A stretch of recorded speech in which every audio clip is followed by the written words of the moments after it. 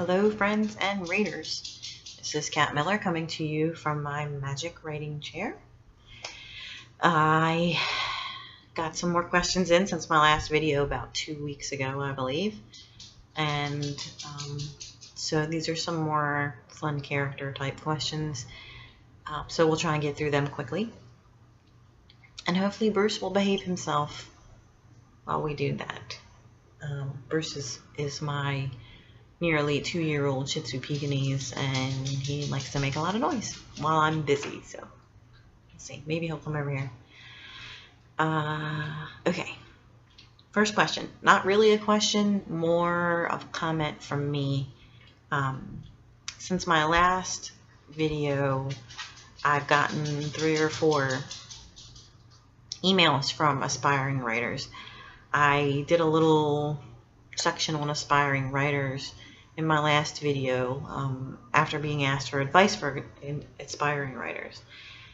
Since then, I've gotten several emails from authors sending me their books and attachments in an email, wanting me to read and basically critique. Why anyone would want my opinion, I don't really know, but I can't do that. If you send me an email with an attachment, I have to delete it before I even open it. I cannot read and critique anything. I can't read anything that's not already been published. The reason for that is a lot of writers, it's not just me, a lot of writers will tell you this. If I read your book and something subconsciously, unintentionally, one day in the future ends up in one of my books, then you're not going to like me anymore. And I want to be friends forever. So I just can't read anything that's not published. I do have a few suggestions, a couple of suggestions. I personally have a friend who is reading for me now as I write. She is another author. She's very trusted by me. I don't know if you guys may know her, Rachel Rawlings. If you have not read Rachel Rawlings, check her out. She writes dark urban fantasy, a lot more action, a lot less romance. So if you enjoy that type thing, please check out Rachel Rawlings. I love her.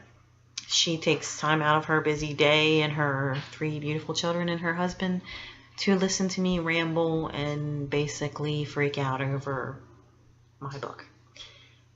And she points out things to me that I need to know, plot holes and stuff like that.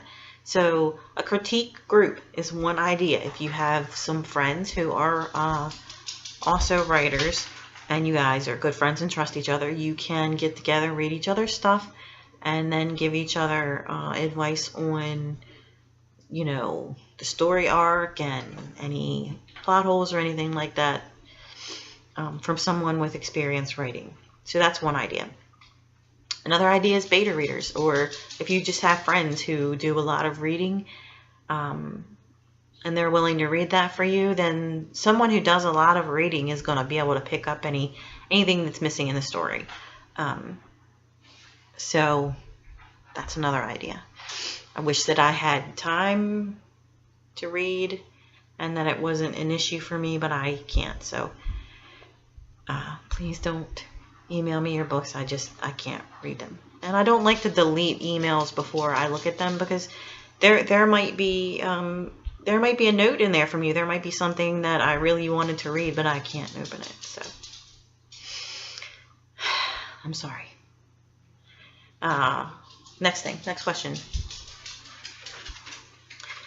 I got some advice from some of my followers who were concerned about my reputation because my current work in progress, when I did the cover reveal and the blurb reveal, it's quite clear that the main character, one of the main characters, is bisexual.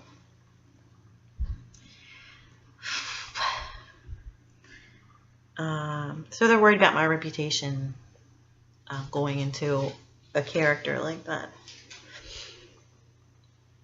I'm not worried about it. I hope I get a reputation for writing about love.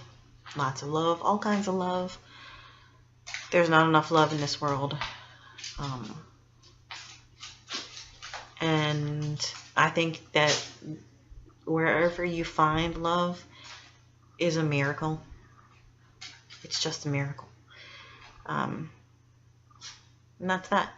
Gay, straight, bisexual, any of the other orientations, black, white, purple. Love is a miracle. So I'm not worried about that. I am happy and I am moving along with Jack. So thank you for your concern. I'm good. Next we have, next question. Cat Radio, are you schizophrenic? If you're on my regular Facebook page, not my fan page, you might hear Bruce, by the way. Bruce is over here playing, so hopefully he won't make too much noise. If you're on my regular Facebook page, I play music. I play music videos frequently. And I'll say, Cat Radio, I'm the DJ, and I just start playing music that makes me happy. I play country, I play rock, I play rap, I play 80s, I play Patsy Cline and Eminem. Okay? Music makes me happy. I have a lot of respect for music writers. I love words. I'm a writer. Words are my thing. And music writers, authors like me, like Unbound was 145,000 words. I had all that space to tell a story. Songwriters have 3 or 4 minutes to tell you a story beginning to end. Songs are like baby novels, little mini novels, and they have to, that little tiny sliver of time to bring you into their world and make you feel what they want you to feel. And I think it's an incredible art. I love all kinds of music, and it does seem a little schizophrenic, yes, but I like it all, so I share it all. So hopefully I don't get on your nerves too bad. But that's Cat Radio. Okay. Next question. This is a character question. Will we see more of JR in the future? Good question. JR, for those of you who haven't read the books, JR is the main character in Book 1, Unbound.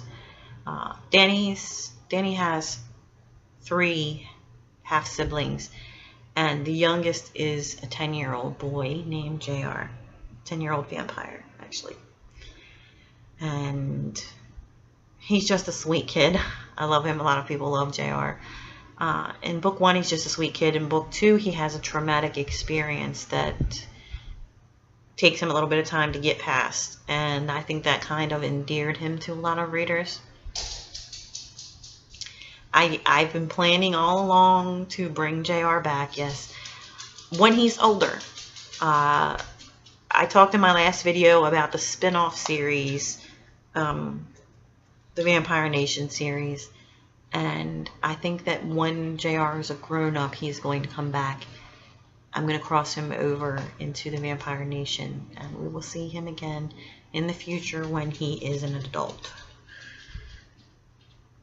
I love JR. I was glad to get that question. Yay, I'm glad you guys love him too. Okay. This is our last question, but it's a complicated one. Bruce is shaking his toy. Hopefully it's not too loud. I get the most questions. I get questions nearly daily, messages, emails, comments about Griffin and Tessa.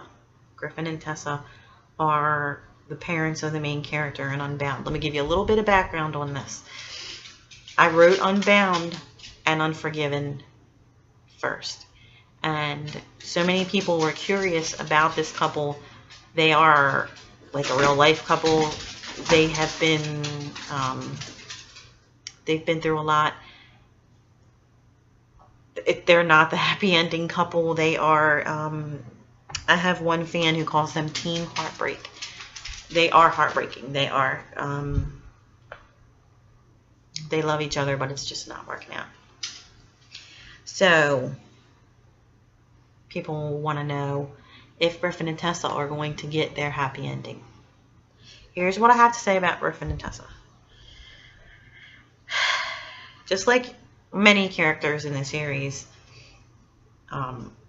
they're still growing as people. Just like most of us as people, they're still growing. Oh my goodness. Caden. Caden is another very popular character, and he made some bad decisions in book 1, and he spent a lot of time paying for that and growing in book 2. And book 3 is his book, and that's going to be great. Because he's learned. I think he's nearly done growing. Dani. Dani had to learn to accept herself before she could be accepted by others. So, Griffin made some bad decisions, and then as a reaction, Tessa made bad decisions. And they've both been paying for it for a long time. They are both still growing as people and characters. I am not done with them. They will be back. And maybe, just maybe, there will be a happy ending. Maybe. We'll see.